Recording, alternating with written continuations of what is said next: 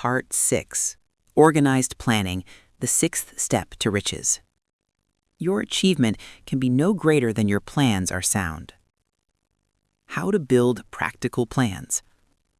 The most intelligent man living cannot succeed in accumulating money, nor in any other undertaking without plans which are practical and workable. A mastermind group, discussed at length in Chapter 9, is the secret for developing and refining practical plans, the necessary ingredient to translate desire into material riches. Every plan should either be jointly created or evaluated and approved by the group members. The following are steps for creating practical plans. 1. Build a mastermind group that will provide you all the necessary support to create and/or execute your plans. 2. Determine what assistance and expertise you can provide in exchange for group members' cooperation and insight. 3. Schedule meetings with this group at least twice per week. 4. Ensure that perfect harmony is maintained between group members. This last point is incredibly important, as common interests and goals are crucial for the mastermind principle to work. Also, make sure that your group members are not inclined to accept defeat. Keep in mind the following. Your ability to translate desire into material riches depends on the soundness of your plans, so dedicate sufficient time and care to ensure their workability. No person has enough experience, education, native ability, and imagination to accumulate a great fortune without the help of others. The power of persistence.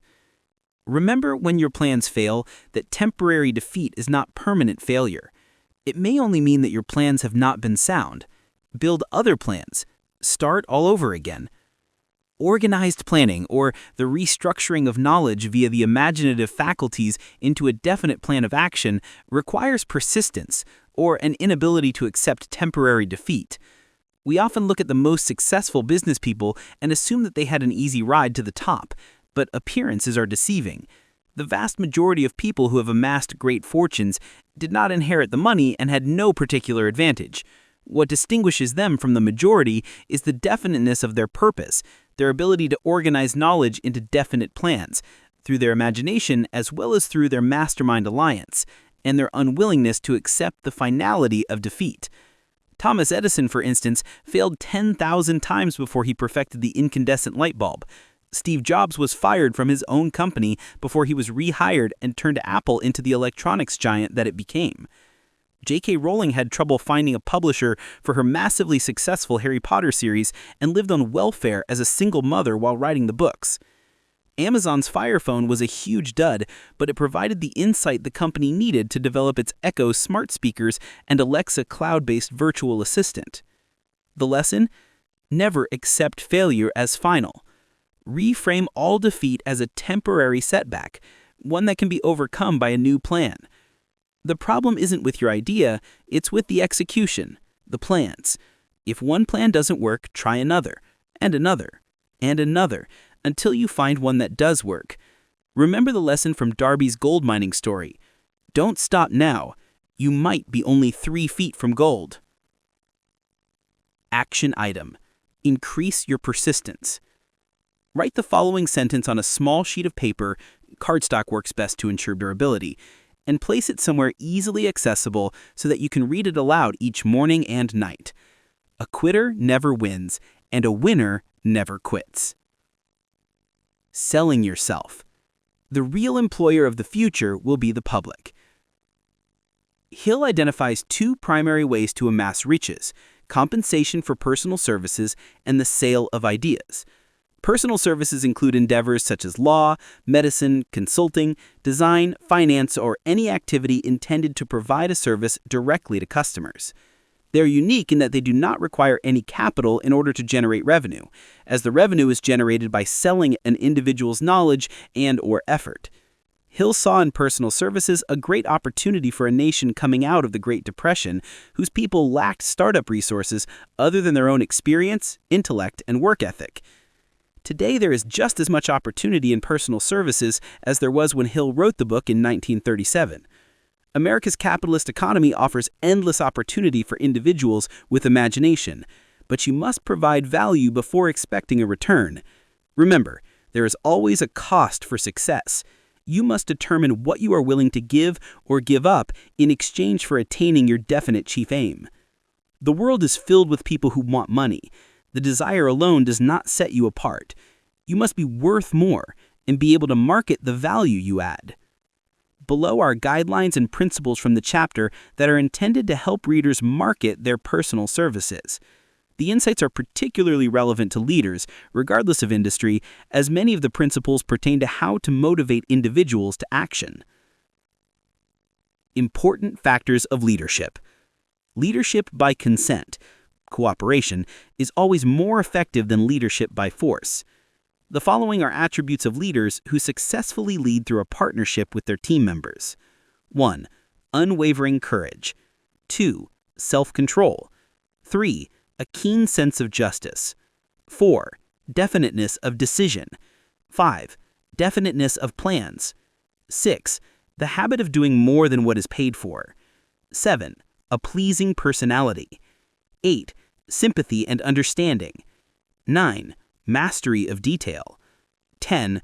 Willingness to assume full responsibility. 11. Cooperation. 10 major causes of failure in leadership. 1. Inability to organize details, which requires efficiency and the ability to delegate. 2. Unwillingness to render humble service. There is no job too small for great leaders. 3. Expectation of pay for what they know instead of what they do with what they know. 4. Fear of competition from followers. Leaders should train understudies so that they can successfully delegate. 5. Lack of imagination. 6. Selfishness. Good leaders do not claim praise for themselves, but redirect it to the team. 7. Intemperance. 8. Disloyalty. 9. Emphasis of the authority of leadership, leading by fear. 10. Emphasis of title. How to get the exact position you desire. 1. Determine the exact job you want. If it doesn't exist, create the position yourself. 2. Select the company or individual for which or whom you intend to work. 3. Research this company or individual extensively. 4. Analyze your talents and capabilities to determine exactly what you can offer this company or individual. 5. Do not worry about whether there is a current job posting or position available. Focus on the value you can add. 6. Write or hire someone to write a cover letter that explains in detail your plan for providing the company or individual with specific benefits through your services. 7. Identify the proper person with authority to whom you can send your letter. What is your QQS rating? Hill provides the following formula for determining how much you can market your services for and how long you will be employed. Quality plus quantity plus spirit of cooperation equals perfect salesmanship of service. Quality, attention to detail, efficacy, and efficiency. Quantity, the ability, attained through habit, of increasing the amount of service offered. Spirit, agreeable personality and harmonious conduct. 30 major causes of failure. Use the following as a checklist to determine which characteristics you currently possess. This is a very important activity that will enable you to identify what is standing between you and success. 1. Unfavorable hereditary background. 2. Lack of a well-defined purpose in life. 3. Lack of ambition to aim above mediocrity. 4. Insufficient education. 5. Lack of self-discipline. 6. Poor health. 7. Unfavorable environmental influences during childhood. 8. Procrastination. 9. Lack of persistence. 10. Negative personality. 11. Lack of controlled sexual urge. 12. Uncontrolled desire to get something for nothing. 13. Inability to make and stick with decisions. 14. One or more of the 6 basic fears. 15. Wrong selection of a marriage partner. 16. Overcaution. 17. Poor choice of business associates. 18. Superstition and prejudice.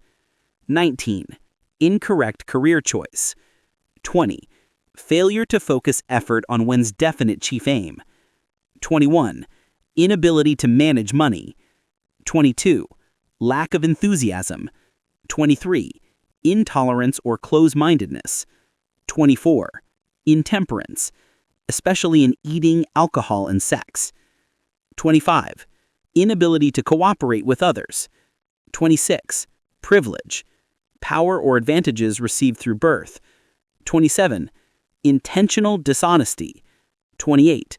Egotism and vanity. 29. Lack of critical thinking skills. 30. Lack of capital. Only the first of these is outside the control of the individual, and it can be remedied by supplementing one's abilities through a mastermind alliance. Action item. Create a practical plan for marketing your personal services. Based on the information contained in this chapter, draft a plan to exchange your personal services in order to move closer to your definite chief aim.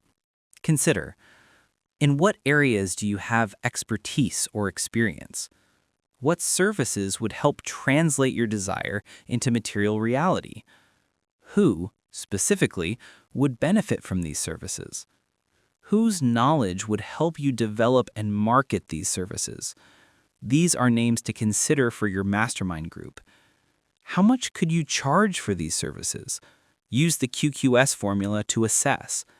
How long would it take for you to achieve your desired end by providing these services? Once you've formed your mastermind group, present this plan to them and revise it according to their feedback.